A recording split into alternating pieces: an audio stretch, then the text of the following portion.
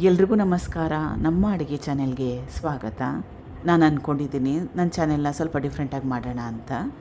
ಅದಕ್ಕೋಸ್ಕರವಾಗಿ ವಾರದಲ್ಲಿ 1ರಿಂದ 2 ದಿನ ಅಥವಾ 2ರಿಂದ 3 ದಿನ ಮಕ್ಕಳಿಗೋಸ್ಕರ ಲಂಚ್ ಬಾಕ್ಸು ಅಥವಾ ಹಸ್ಬೆಂಡ್ಗೆ ಅಥವಾ ಕೆಲಸ ಮಾಡೋ ಮಹಿಳೆಯರು ಕೂಡ ಮಾಡಿಕೊಂಡು ತೊಗೊಂಡೋಗ್ಬೋದು.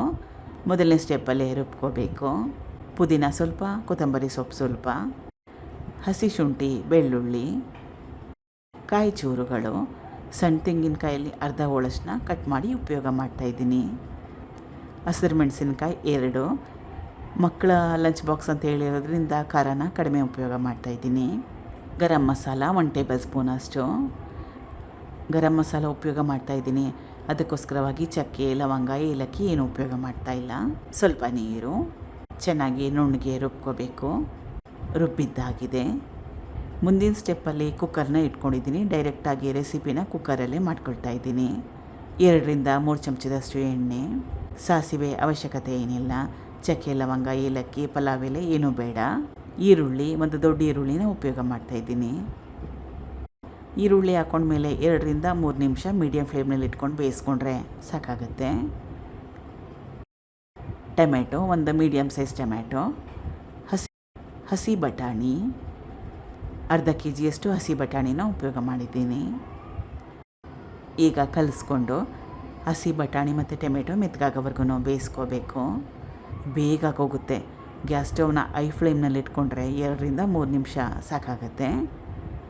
ಈಗ ಟೊಮೆಟೊ ಮೆತ್ತಗಾಗಿದೆ. ಮಸಾಲೆ ರುಬ್ಬಿಟ್ಕೊಂಡಿದ್ನಲ್ಲ ಅದು ರುಬ್ಕೊಂಡಿರೋ ಮಸಾಲೆ ಹಾಕ್ಕೊಂಡ್ಮೇಲೆ ಮತ್ತೊಮ್ಮೆ 2 ನಿಮಿಷ ಬೇಯಿಸ್ಕೊಂಡ್ರೆ ಸಾಕು.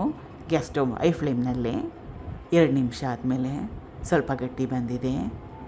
ಇದು ಮೊದಲೇ ಅಕ್ಕಿನ ತೊಳೆದು ರೆಡಿ ಮಾಡಿಟ್ಟಿರೋದು. 1 ಗ್ಲಾಸ್ ಅಕ್ಕಿಗೆ 2 ಗ್ಲಾಸಷ್ಟು ನೀರು. 10 ನಿಮಿಷ ಅಕ್ಕಿ ತೊಳ್ಕೊಂಡ್ಮೇಲೆ ನೆನೆ ಹಾಕಿದ್ರೆ ಸಾಕಾಗುತ್ತೆ. ರುಚಿಗೆ ತಕ್ಕಷ್ಟು ಉಪ್ಪು ಹಾಕ್ಕೊಂಡ್ಮೇಲೆ ಚೆನ್ನಾಗಿ ಕಲಿಸ್ಕೊಬೇಕು. ಕುಕ್ಕರ್ ಮುಚ್ಚಳನ ಮುಚ್ಚಿ ಸೀಟಿ ಹಾಕಿ 1ರಿಂದ 2 ಸೀಟಿನ ಕೂಗಿಸ್ಕೊಂಡ್ರೆ ಸಾಕಾಗುತ್ತೆ. ಈಗ ರುಚಿಯಾಗಿರೋಂಥ ಬಟಾಣಿ ರೈಸು ರೆಡಿಯಾಗಿದೆ. ಕಲಿಸ್ಕೋಬೇಕು ಹಗುರವಾಗಿ. ಬಿಸಿ ಇದ್ದ ಕಲಿಸ್ಕೊಂಡ್ರೆ ಅನ್ನ ಮೆತ್ತಗಾಗೋಗುತ್ತೆ, ಮುದ್ದೆ ಥರ ಆಗೋಗುತ್ತೆ, ಮುರಿದೋಗುತ್ತೆ. ಸ್ವಲ್ಪ ಹಗುರವಾಗಿ ಕಲಿಸ್ಕೊಂಡ್ರೆ ಒಳ್ಳೆಯದು. ನಿಮ್ಮ ಮನೇಲಿ ಯಾವ ಟಿಫನ್ ಬಾಕ್ಸ್ ಇದೆ ಅದನ್ನು ಉಪಯೋಗ ಮಾಡಿ. ಕ್ಯಾಮ್ರಾಗೆ ಫೋಟೋಗೆ ಚೆನ್ನಾಗಿ ಬರಲಿ ಅಂತ ನಾನು ಚೆನ್ನಾಗಿರೋ ಟಿಫನ್ ಬಾಕ್ಸ್ನ ತೊಗೊಂಬಂದಿದ್ದೀನಿ. ಮೊಸರು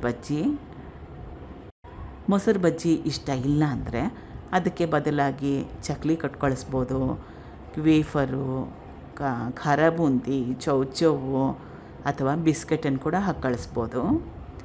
ಫ್ರೂಟ್ಸಲ್ಲಿ ದ್ರಾಕ್ಷಿನ ಉಪಯೋಗ ಮಾಡ್ತಾಯಿದ್ದೀನಿ. ಬಾಳೆಹಣ್ಣು ಕೂಡ ಉಪಯೋಗ ಮಾಡ್ಬೋದು. ಅಥವಾ ನಿಮಗೆ ಯಾವ ಫ್ರೂಟ್ ಇಷ್ಟ ಅದನ್ನು ಕಟ್ ಮಾಡಿ ಕೂಡ ಹಾಕ್ಕೊಡ್ಬೋದು. ಟ್ರೈ ಮಾಡಿ ನೋಡಿ. Thank you for watching. ಧನ್ಯವಾದಗಳು.